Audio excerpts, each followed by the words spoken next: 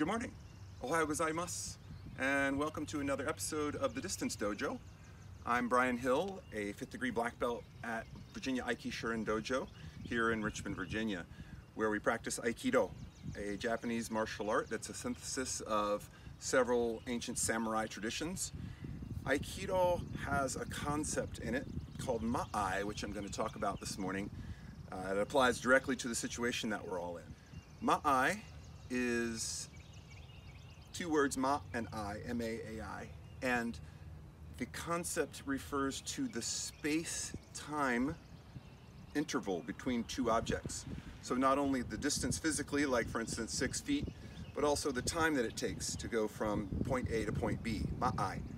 I guess we could call this the Ma'ai Dojo, but right now I really want to talk to you about this in reference to how it applies to keeping our spacing with opponents, as well as with what we're dealing with the COVID-19 virus. But how we space ourselves between one person and another is a form of having good boundaries, okay? That's sort of like my space, your space. And when you start to enter my personal space, my bubble, my discomfort level begins to increase. Oh, you're too close to me, okay? So having a real sense of ownership of your bubble, so that if someone's coming too close to you, you can say, stop! And you don't have to allow anybody inside that bubble that you don't want. You're in charge of your own space, and you're absolutely allowed to keep people out of it. So if I'm a complete stranger, you might want to keep 2 arms lengths between me and you. If I'm a friend or a family member, right here, right?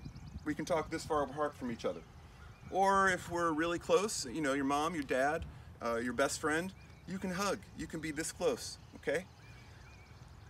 If it's anyone else who tries to enter those boundary levels, those ma'ai spaces, you say no, because you don't know who they are and you don't know if they're nice or not. And you don't have to be nice to them, per se. So, I'm sure everybody's heard with the COVID-19 virus, you have to keep 6 feet between you and the other person. That is a ma'ai application right in the real world. You have to keep 6 feet between you and another person. Do you know why? It's because you don't know whether or not they have the virus inside them, that they're carrying the virus. Even if they're not coughing and wheezing, oh, I'm miserable and I have a fever. That person, you have to treat them as if they are sick. So 6 feet away from you. And the truth is, that 6-foot rule is really just designed for when it's an emergency and you need to go out of the house to the grocery store or the pharmacy, some other reason. Otherwise, you should be at home only around your family. But you have to keep a good ma'ai, a good space between you and the people around you right now. Not only for your own safety, but also because if then you do need to go out into the world, that you won't be carrying the virus and giving it to someone else who might really be harmed by it. I saw a quote recently that said something like, instead of being afraid of getting the virus, assume you already have the virus and be afraid of giving it to someone else. So we have a job to protect those around us. And we can do that by observing a good ma'ai. If I'm holding my jo and I'm in a position of readiness here, my knees are bent, okay? Maybe you can see me if I back up a little more. If I'm holding my jo like this and my knees are bent and I'm ready, there's an automatic spacing here, a ma'ai that's created, okay? If the other person also has good awareness, martial awareness, then they are also presenting a good, steady and ready ma'ai with their weapon as well, okay? If we are holding the jo as a sword, it creates an automatic increase in our ma'ai, in the space between each other, okay? This is not me being mean to that person. This is not me rejecting that person, okay? You know, if my neighbor walks by, I can say, hi, how are you? Let's just keep a good distance here, okay? That's friendly.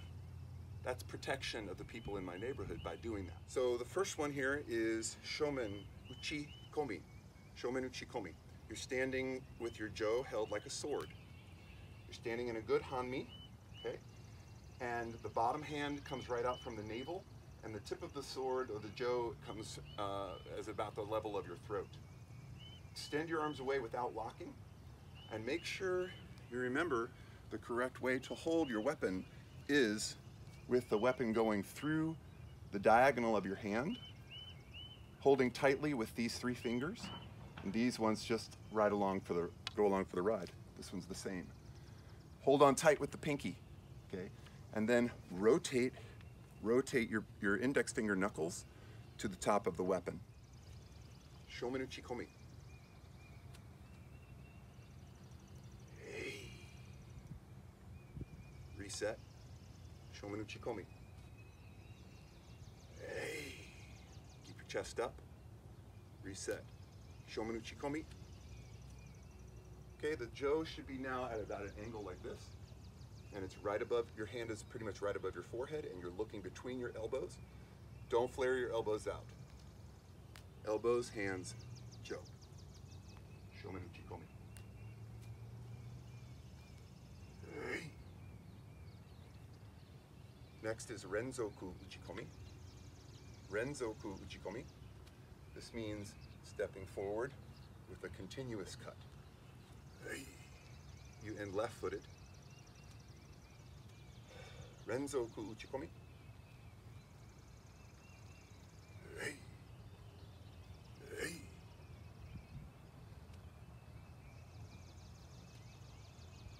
Renzoku uchikomi. Hey. Hey. Renzoku uchikomi. Hey. Hey. Minuchige rangaishi.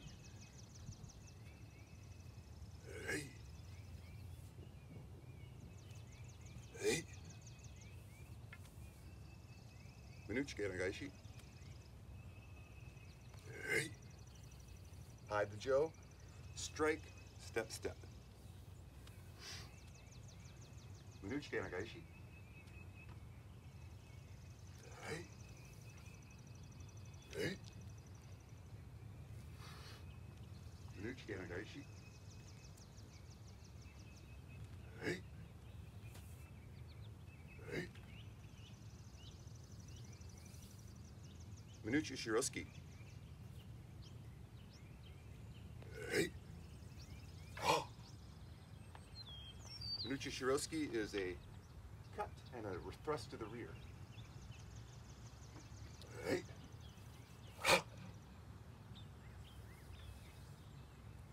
Minuchi shiroski. Hey.